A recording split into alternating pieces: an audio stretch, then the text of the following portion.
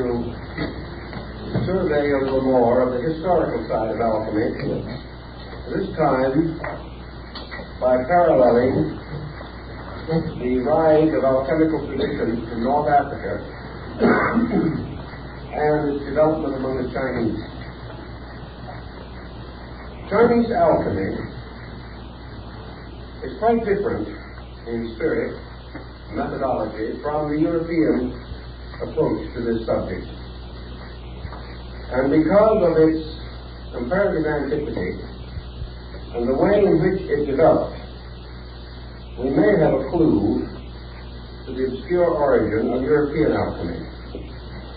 We've already noted the great rise of the alchemistical symbolism with its extravagant use of emblematic devices and elaborate formulas, coincided with the rise of the other mystical schools in Europe, and it should not be regarded as ancient as is popularly supposed.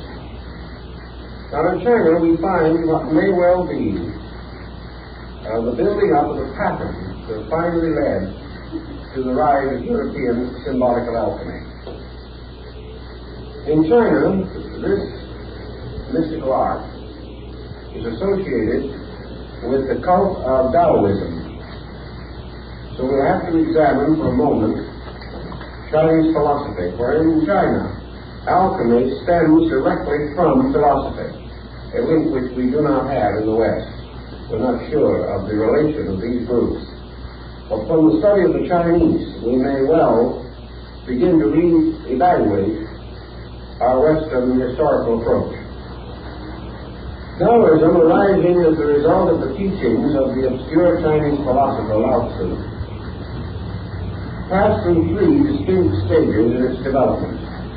The first, the philosophical, the second, the transcendental, and the third, the theological. These periods are roughly divided into about 600 to 700 year periods. Each of these sections would thereby correspond to something resembling 600 years of development and systematic re-adaptation. In the first 600 years of Taoism, the sect was essentially philosophical and essentially a very high form of Eastern absolutism.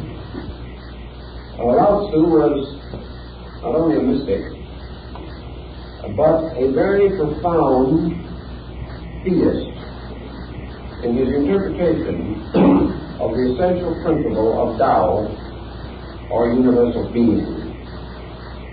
Hardly had Lao Tzu passed on before his followers, disciples, and several other Chinese scholars who became distinguished in the descent system began to expand and elaborate the essential principles which he had taught. This period of expansion resulted in several recensions of the basic text of the group and terminated about the beginning of the Christian era, or shortly thereafter. During this first period, we have a parallel with the first period in Buddhist philosophy, which was essentially a powerful ethical agnosticism. But gradually it became evident in popular usage that the abstract principles of pure philosophy did not have sufficient vitality for masses to result in any strong development of sects or groups. The pure philosophy was simply too deep for the average person and did not come close enough to his own living experience. Therefore, the gradual transition took place, in which a series of compromises by interpretation increased the romanticism of otherwise abstract mystical learning. So beginning around the 3rd century AD and continuing till the 5th, 7th century, Taoism passed through what we would call a transcendental or purely metaphysical period. And it was in this period that alchemy arose among the Chinese.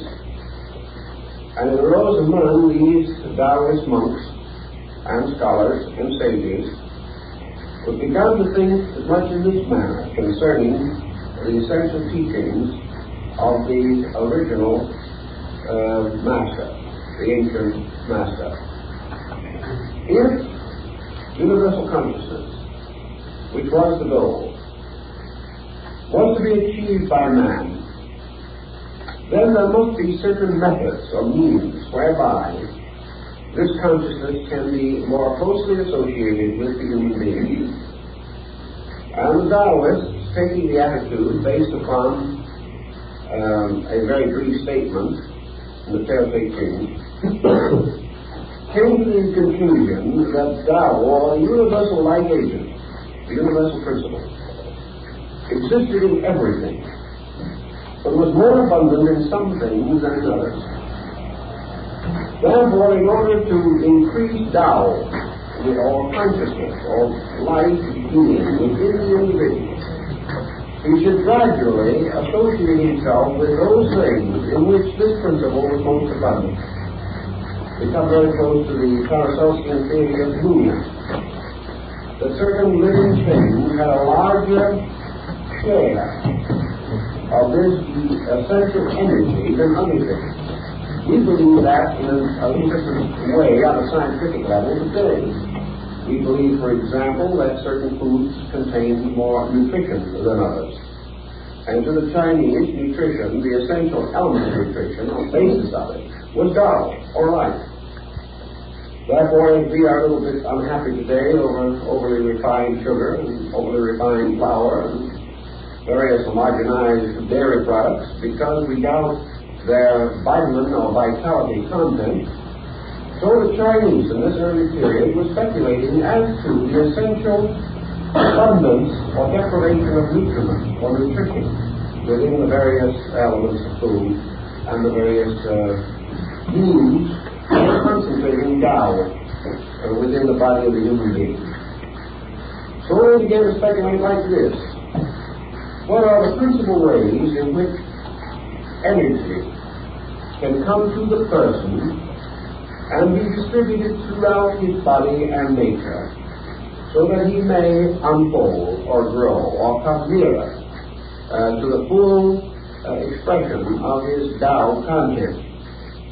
And the Chinese came to several conclusions. They divided this field into three essential parts. The first they called breath. Now, the moment they began to talk about Tao and breath, they began to come very close to the yogic systems of India.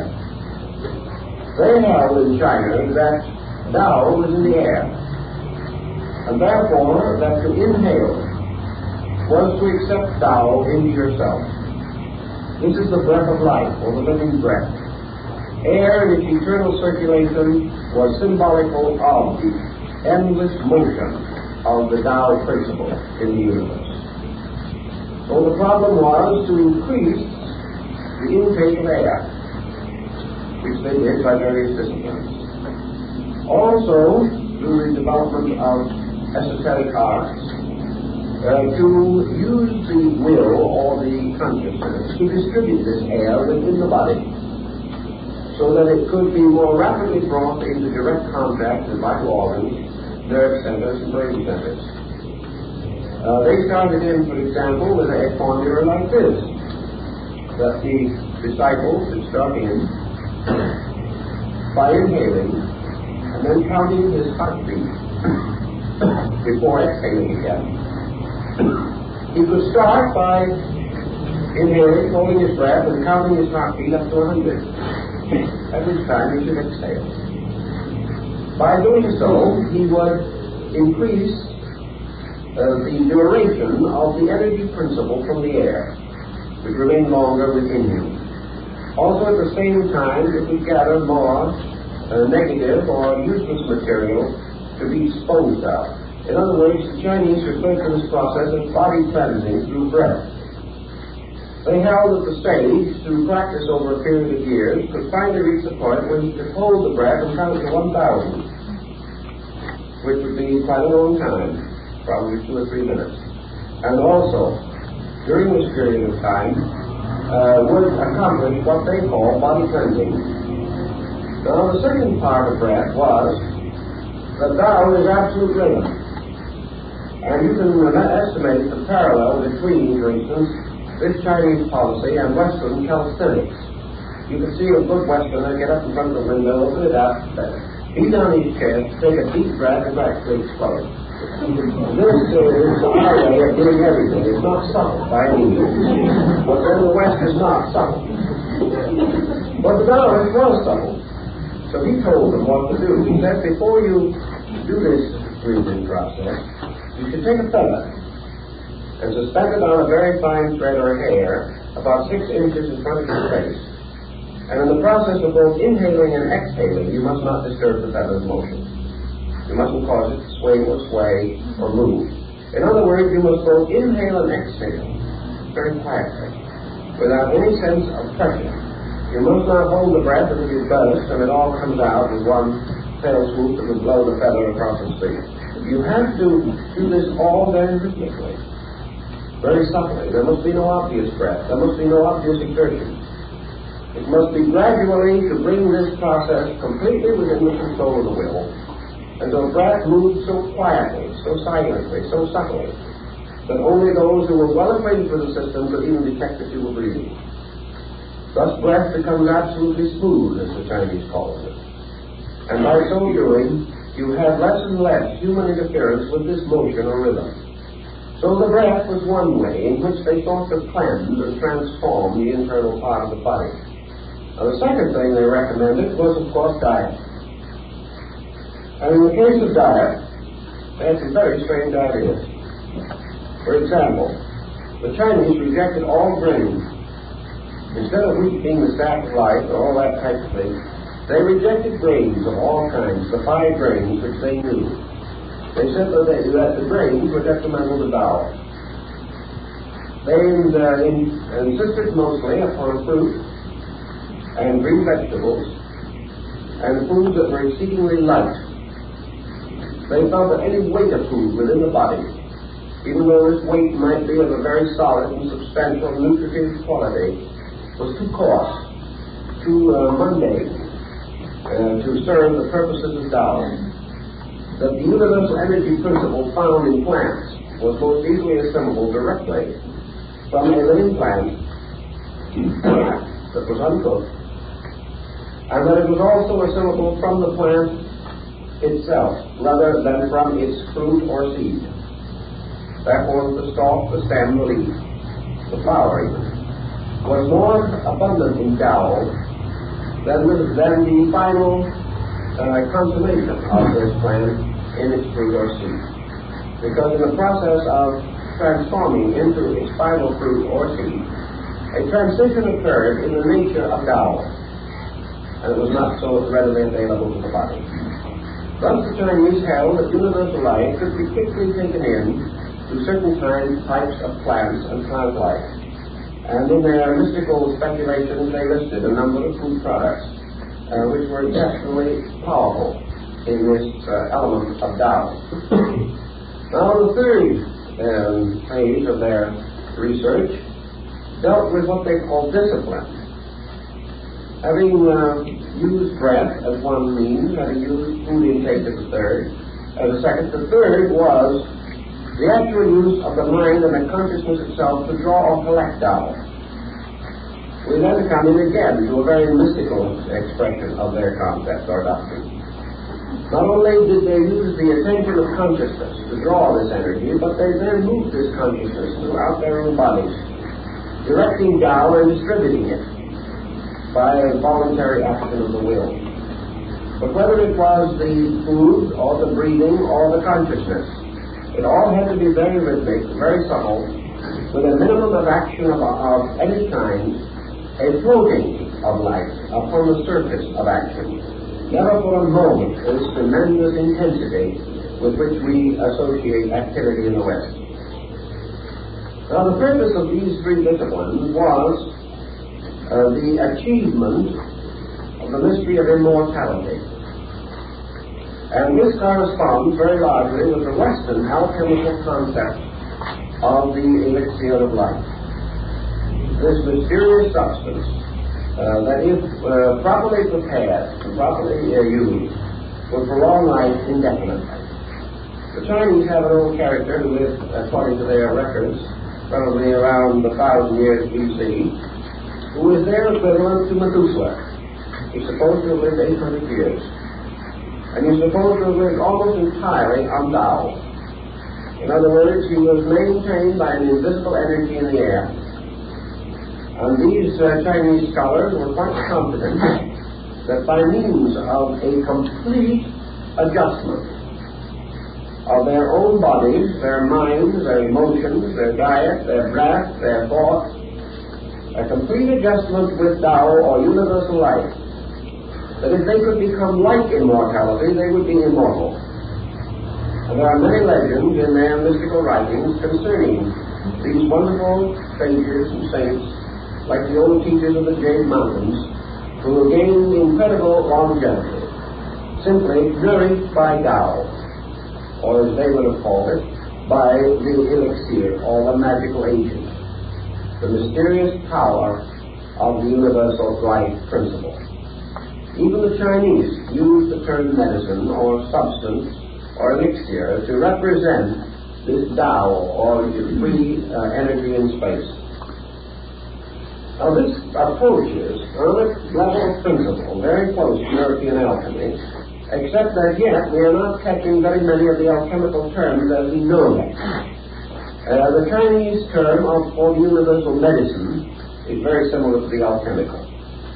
But we do not have the paraphernalia, we do not have the retorts and the bottles, we do not have the laboratory and the bellows, and we do not have the elaborate alchemical or chemical formula symbolism which we have in Europe. But the end to be attained is almost completely the same.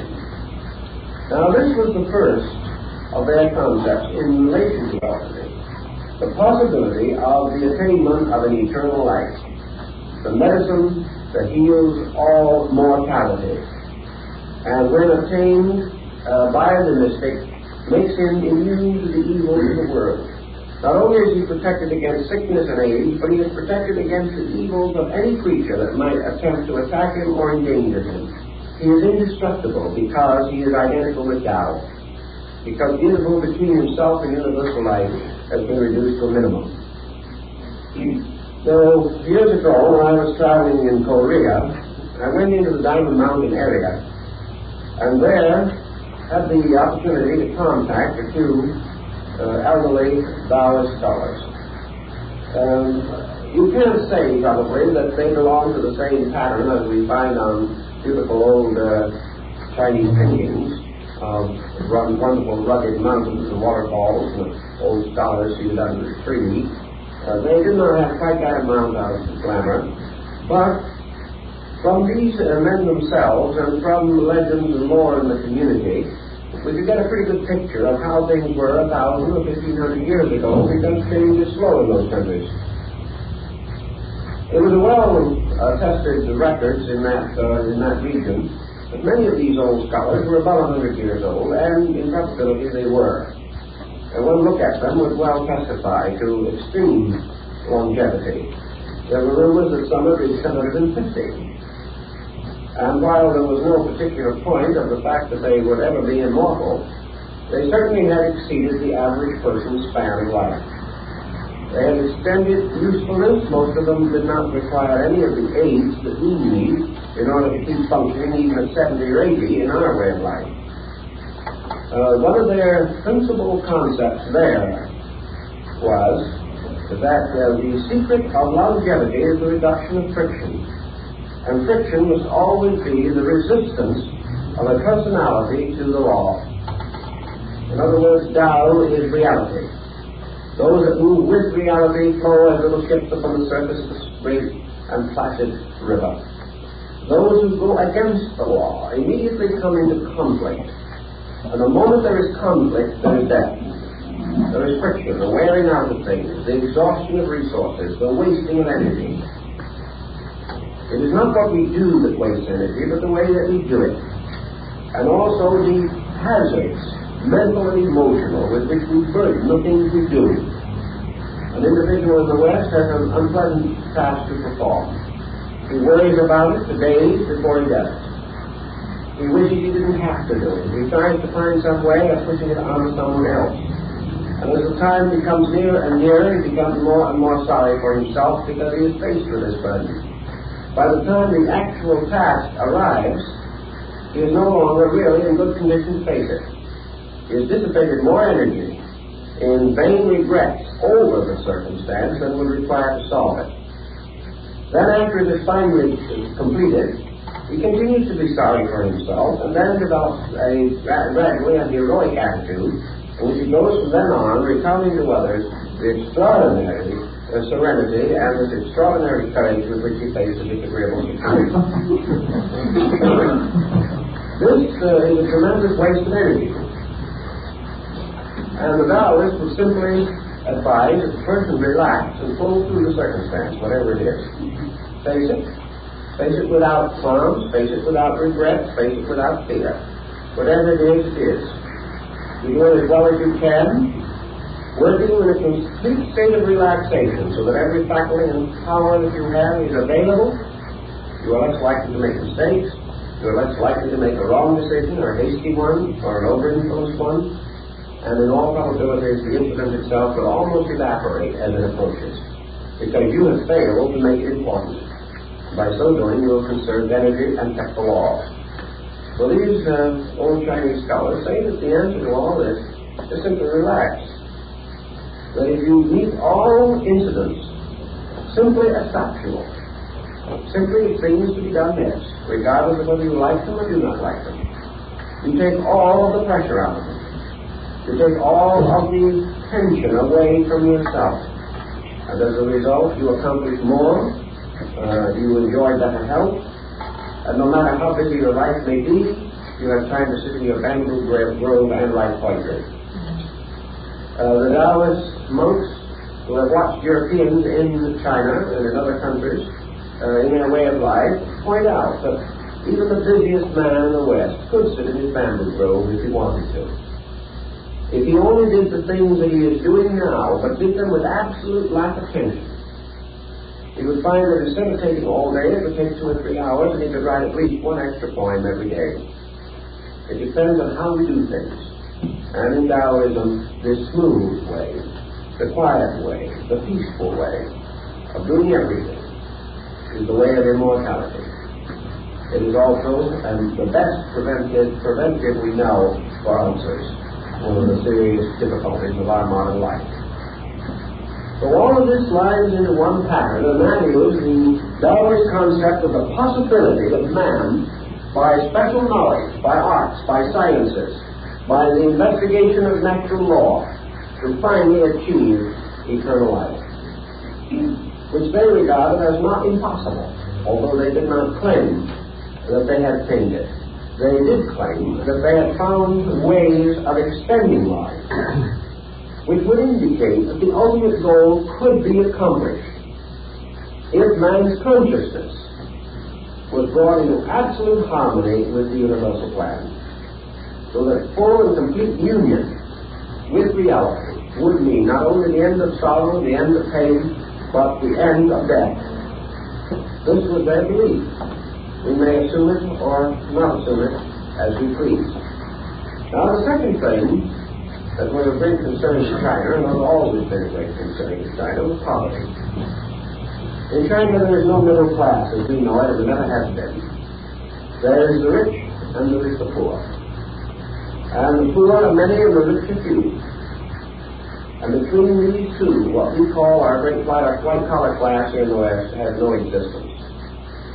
So in the second degree of the concept of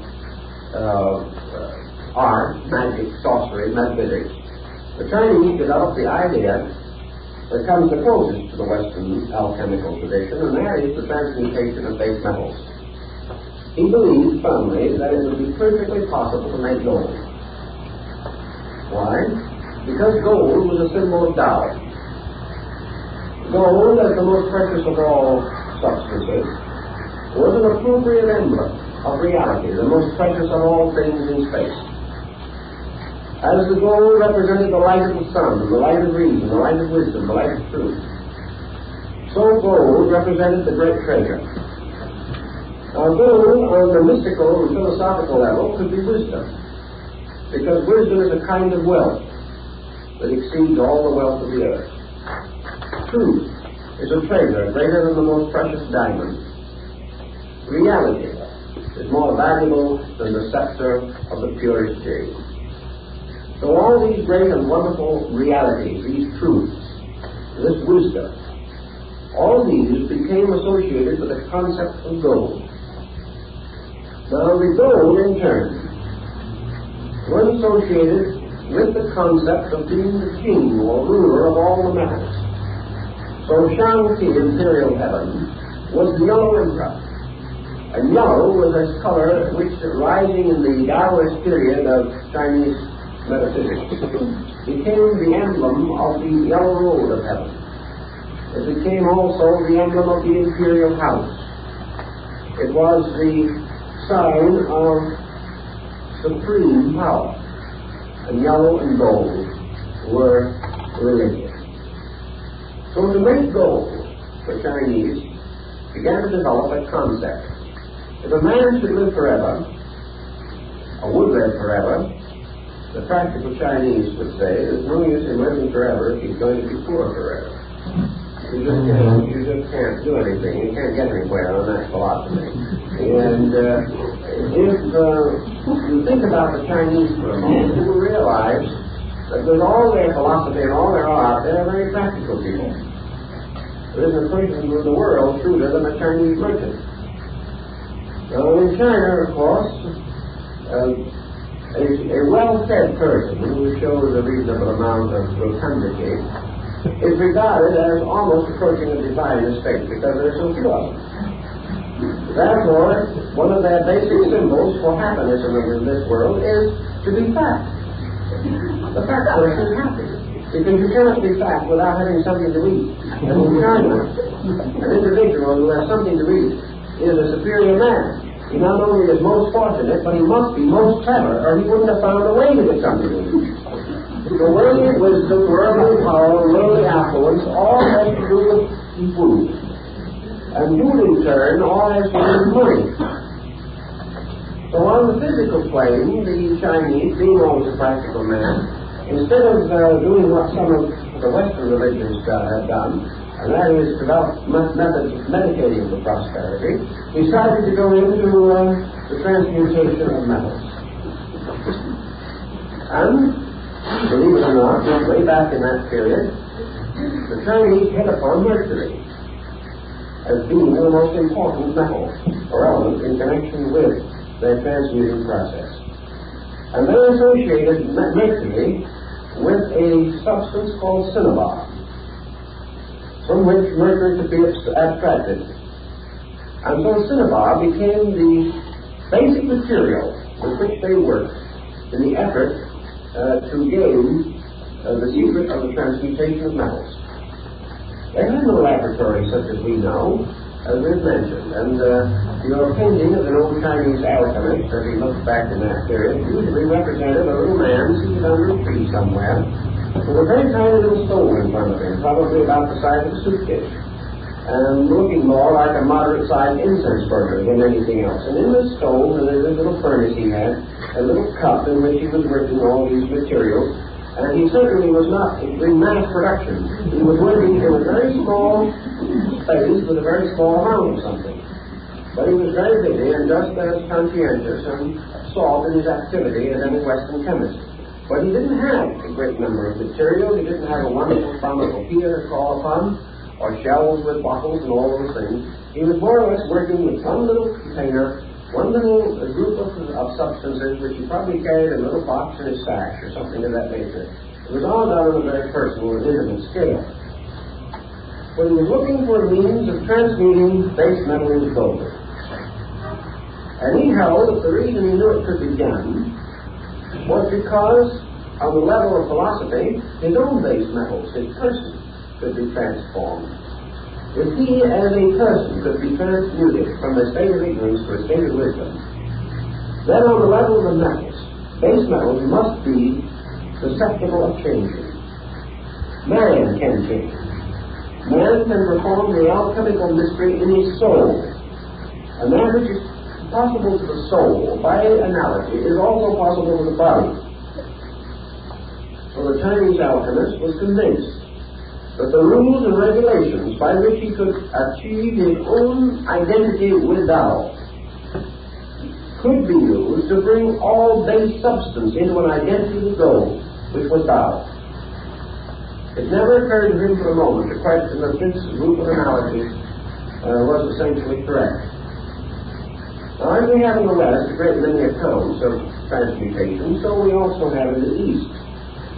And there are many old Taoist hermits who are supposed to have been able to go on indefinitely, performing great and wonderful charities, and by means of the gold which they were able to manufacture. Now, there was another element that came in connection with this, and perhaps this had a bearing on it, although we're not too sure of all the elements involved. Unfortunately, we had as much knowledge of Chinese literature as we have of Roman. It would probably have changed across the Western civilization, but we don't have it. In the Taoist work, the problem of the production of medicines under magical formulas for the curing of various diseases developed very rapidly. The Chinese had a strange and rather eccentric group of medications, but they still were quite shrewd, quite wise, and quite gifted in their ability to treat many ailments for which we have no immediate solution. But in their medicines, one of the most important and priceless ingredients, particularly in their mystical remedies, was gold. Now, you know, as we all know, that it would probably have been very hard for Socrates to have gotten the gold if he had wanted to do any chemical experimentation. He probably never had the price of one small Greek gold coin, or at least very seldom had it. These old chemists working with various medications in China were monks.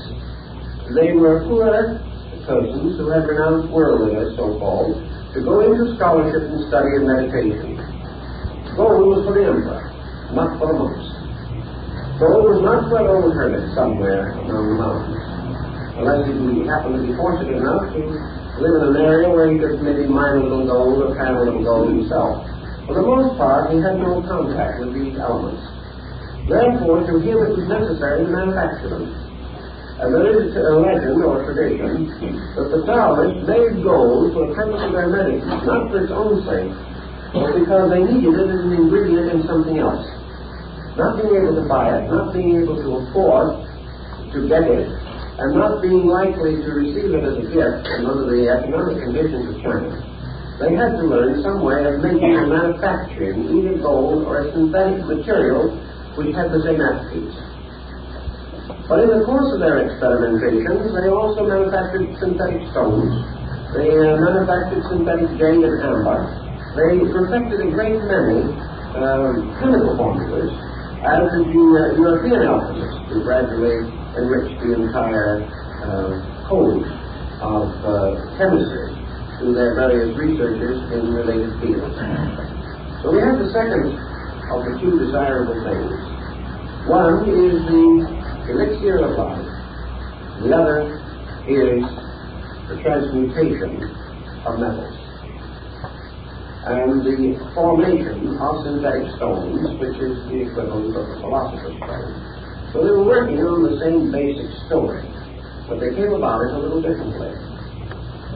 Taoism continued to exercise a comparatively powerful influence in China, especially in this metaphysical field, until about the 7th or 8th century, when it began to tangle with the newly rising strength of Buddhism. Buddhism had been introduced into southern China about the beginning of the Christian era. Some say slightly earlier, some say slightly later.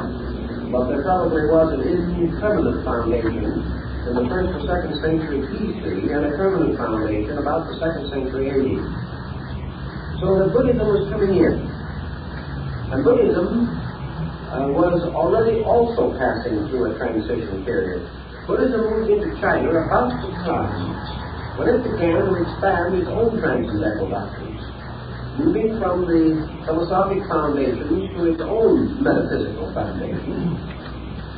At this period, Buddhism came in with quite a different viewpoint from that which was in China at that time. Buddhism also brought a certain amount of alchemical and chemical speculation with it from India, where for a long time scientific researches have been more or less intensively carried on. But a little later, however, after the rise of Nalanda and some of the great institutions in India, that Buddhist scholarship in art and in science, especially in chemistry, began to drift towards China and began to mingle its stream with the indigenous culture. Actually, there is not a great deal relating to what we call alchemy in the original Buddhistic philosophy. There is, however, a great deal about the philosophy itself, which is reminiscent of the original concepts of Tao and the Chinese belief in the possibility of man's final identity with an eternal state. But it was not in Buddhism so much an eternal life as it was an eternal consciousness in Nirvana. But in its transition from one part of the world to another, in the gradual rise of what is called the Northern School, or the Kala Chakra, Buddhism began to take on a great deal of transcendental culture. Until by the time it was centered in the northern group, the rise of Lamaism in Tibet, and the rise of the Great Vehicle, and the Pure Land sect in China, there was a lot of speculation going on, a lot of metaphysics drifting into the Buddhist philosophy. Buddhism, much like Gnosticism and Neoplatonism, had an absorbing quality about it. And when Buddhism struck the alchemical tradition in China and in adjacent countries where this tradition was developing, it immediately accepted it and imposed it upon its own doctrine. So that there came to be an alchemical or alchemistical interpretation of Buddhism also. And this particular phase of the subject is still very largely taught in the colleges of the Arhat sect in Tibet. And these colleges, among their other magical rituals and magical studies, include the transmutation of metals, the development of a universal medicine, and the indefinite prolongation of life. Now, all of these ends, as they were developed in the Chinese, would be rather inconsistent with Buddhist philosophy. But when Buddhism moved into a strange area where other philosophies were already present, it became mingled with them in a kind of alchemy of its own. And as a result, there are many doctrines now to be found within the northern Buddhist schools especially that have very little in common with the original teachings of Gautama. They represent the minglings of traditions from one school to another. Working with this, and going even into Japan, where Buddhism and other groups, and even Shinto, have some alchemical tradition, we gradually observe the Eastern group to be concerned with alchemy or chemistry almost entirely on the level of a means or a method for accomplishing one of the three great purposes of European alchemy. And the two we have mentioned, namely eternal life and wealth, has a third added in the course of time. And that third is the gift of vision. It was very important in these systems that the neophyte or the disciple should eat of the peach of eternal foresight.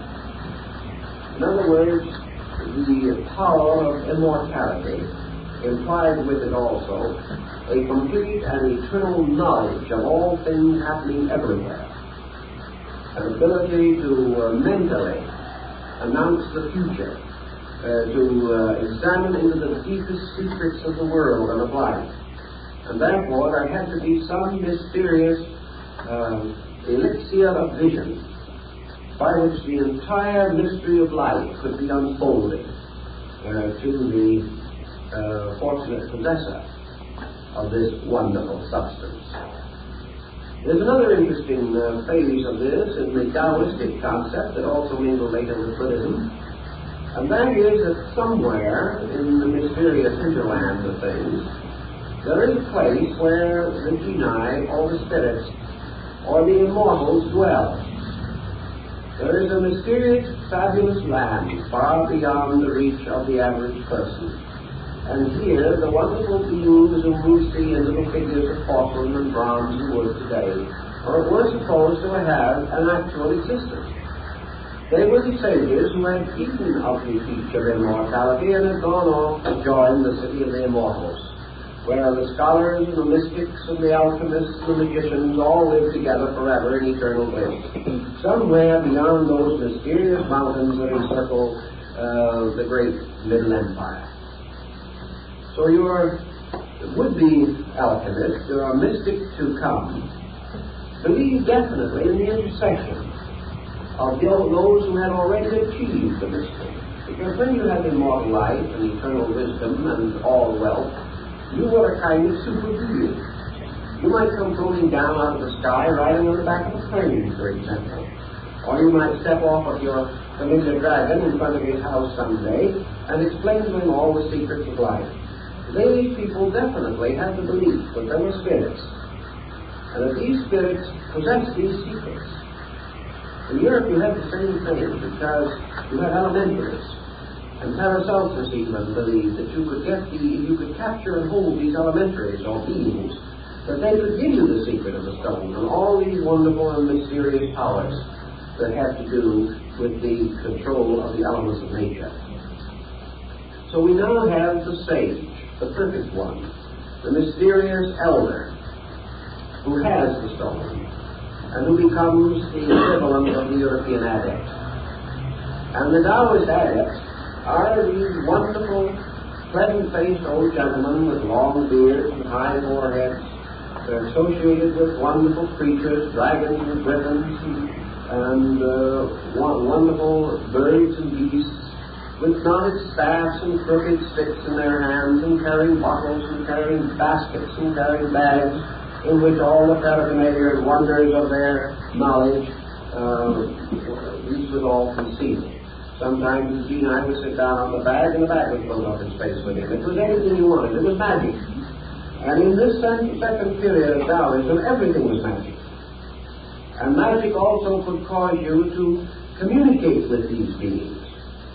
And these beings could take you to the city of the gods, and there they could teach you this mystery of the stone. They could give you the secrets and formulas that you had sought for so desperately and so patiently through the years. So this phase of the alchemical tradition in China parallels very closely after Europe. The beings in Europe were not quite so fantastic, but the essential principles were the same. That it was possible for you to receive instruction from a master of the art would already achieve this. Because in alchemy, it's perfectly possible for you to share knowledge. You lose nothing by it, the other person gains. But his gain is not your loss. Therefore, there is no particular reason why you shouldn't help him. In China, then, we have all of this tradition building up and growing and developing. And it finally comes out to us after maybe 2,000 years in what we call today flower arrangement.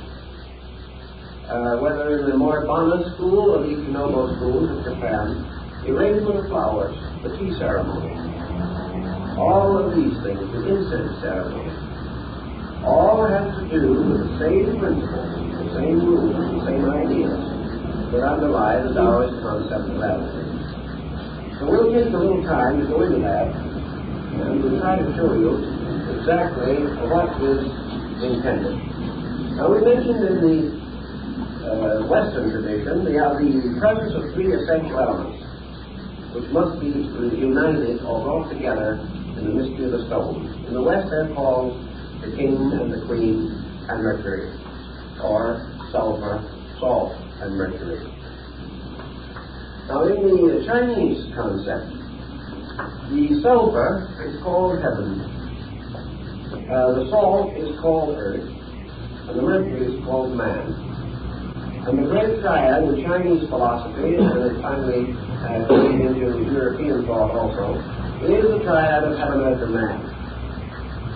This triad goes through all of their art, all of their sculpturing, all of their painting, every phase of their cultivation. And the reason, for example, in Chinese art, Oriental art, that instead of having the wide margin of the picture at the bottom, as we have it, they have it at the top and the narrow margin at the bottom. When we frame a print, we always frame it with a longer margin below and a shorter margin above. We think it's more artistic that way. When we print book pages, we always leave more margin at the bottom of the page and less at the top. Whereas in the Orient, they do exactly the opposite, because the upper margin is always heaven, which must be superior. The lower margin is always earth. And then between these is the work of art. And this is man, because man is the work of art. And art is skill perfecting nature. So heaven, earth, and man must always be represented. Heaven is above, earth is below, and the artist painted the picture in the middle. Therefore, he is man. And in this particular very interesting old mandala here, which is about 11th century, from the Nara period of Japan, you will find down here among the demons in the bottom of the picture is painting of the artist, a little portrait of the artist who did the picture. You can't see it. I am covering up the artist and all that. But sometimes but the heaven, earth, and man is a blossom, a leaf, and a bud, and is the basis of all flower arrangement, because it must all be triadic. Heaven, earth, and man is sulfur, salt, and mercury. So in producing all of their artworks, therefore, everything that they do is a formula. These formulas are so exact in Chinese art that it takes 500 years sometimes for one of these schools to permit a master to go to the extension of adding one more blossom to a suite of cherry flowers. There must be just so many. And it's a major division and major rise within a school if one more petal is added to a flower. Everything is so completely systematized and integrated under rules, complete canons of law.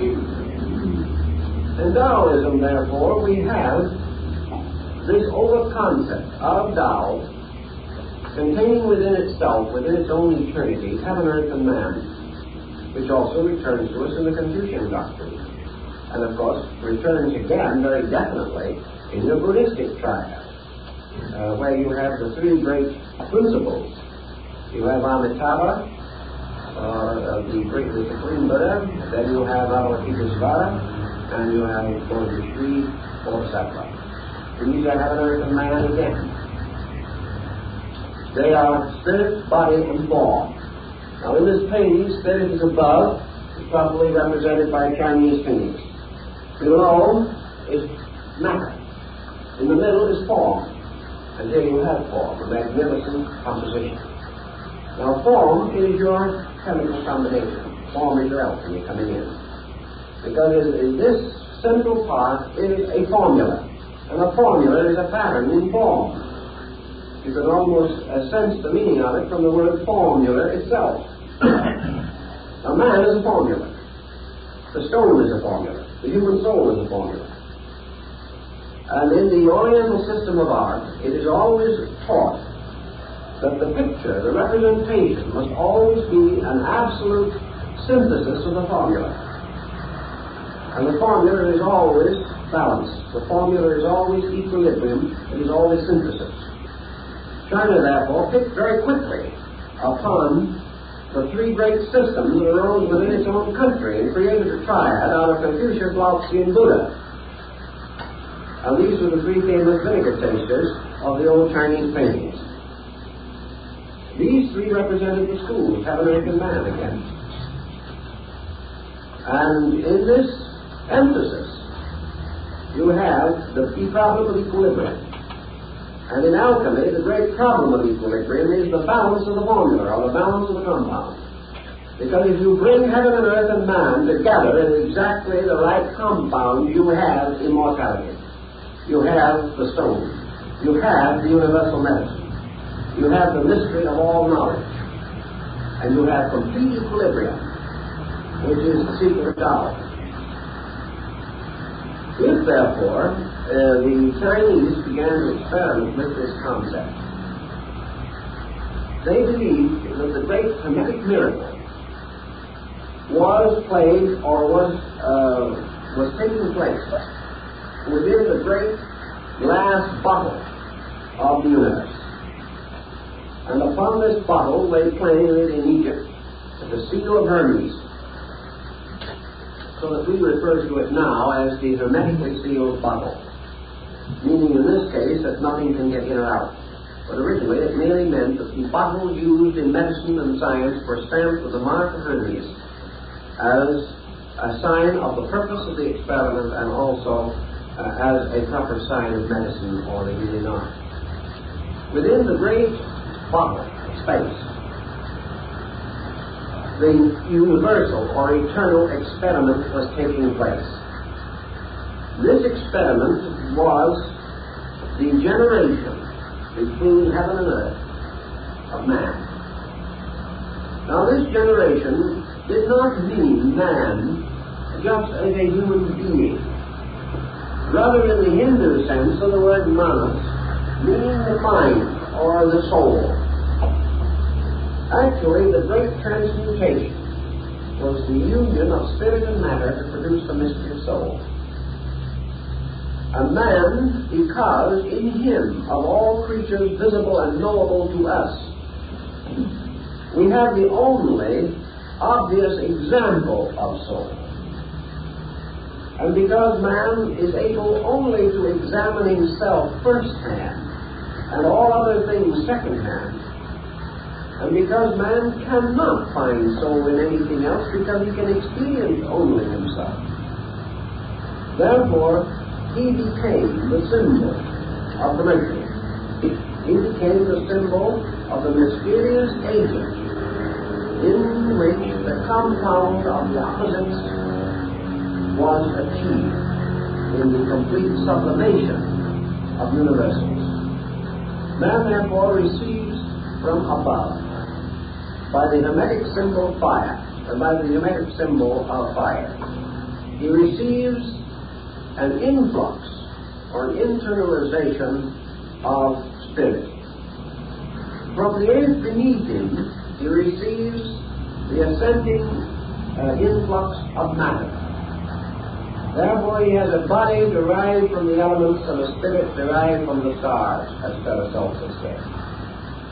And between the elements and the stars, between the earth and heaven, move the orbits of the sacred planets. And these are the seven metals from which the mystery of the soul is compounded. So man becomes the living soul. And as soul, there is achieved within him the equilibrium of spirit and matter. Now, to bring this equilibrium to bear upon the alchemical formula, the absolutely true center of the interval between spirit and matter must be found. And this is again revealed on another level of symbolism which is just as perfect and just as extraordinary, and about which someday I hope we'll be able to talk at greater length, and that is your music symbolism. Pythagoras sketched a money chord between the orbit of the fixed stars or heaven and the surface of the earth or the elements. And he caused this chord to be marked along its way with frets to break the chord, or to break the string of the one stringed instrument into the harmonic intervals. And he placed one fret in the exact center of the string, by means of which he secured the mystery of the octaves. And in so doing, he placed this fret in the position of the sun in relation to the solar system, the way the ancients studied it, so that he caused the absolute point of equilibrium of tone to correspond with the body of the sun. And he caused this in man to correspond with the spiritual nature of the heart. And this sun, therefore, we come to again in alchemy. And from the salt and sulfur, the opposites, mingling together, we have in spirit united to matter the middle distance or meridian of form, the octave point on the thread or cord. And here we have the sun, which is the focal point of the world form, form being the perfect compound of spirit and matter. Now, as the sun occupies this mysterious central point, the sun is therefore gold, because the sun is produced alchemically in space by the mingling of the opposing elements.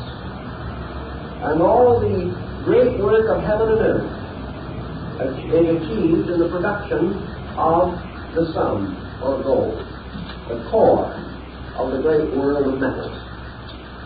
In this way, the philosophy of alchemy says that wherever there is absolute equilibrium, there is a sun, and that all planets and all other bodies are off balance. Wherever there is the sun, there is equilibrium. And the moment this equilibrium occurs, the sun becomes creative and causes to move from itself a series of unbalanced polarities and forms a solar system.